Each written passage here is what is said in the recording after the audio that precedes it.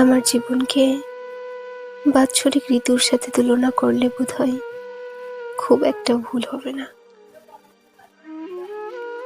সবার মতো আমার জীবনেও প্রেম বসন্তের পলাশ ফুটেছিল, কিন্তু সেই পলাশ বেশি দিন থাকেনি।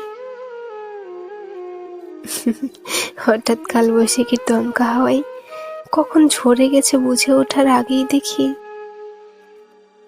গ্রীষ্মের দগ্ধ তাপে জীবন কেমন টালমাটাল হয়ে গেছে।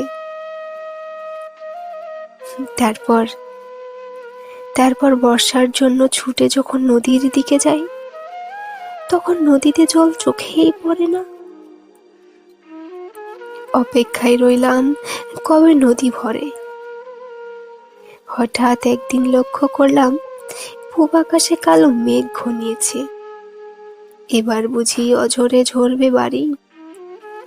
ভাবলাম এবার বুঝি জীবন বৃক্ষে কুড়ি জন্মাবে।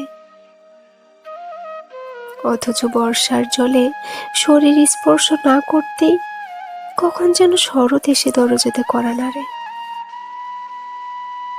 ভাবলাম এবার মনে হয় সাদা মেঘের ভেলায় চড়ে উড়া যাবে, কিন্তু এবারও স্বপ্ন অধরাই রয়ে গেল।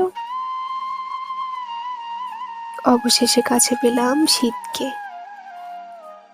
উত্তরা শীতল হাওয়ায় শরীরের সেই শুকনো পাতাগুলোকে ঝরিয়ে দিলাম নতুন করে তৈরির জন্য। সব পাতা হারিয়ে মৃতপ্রায় অবস্থা।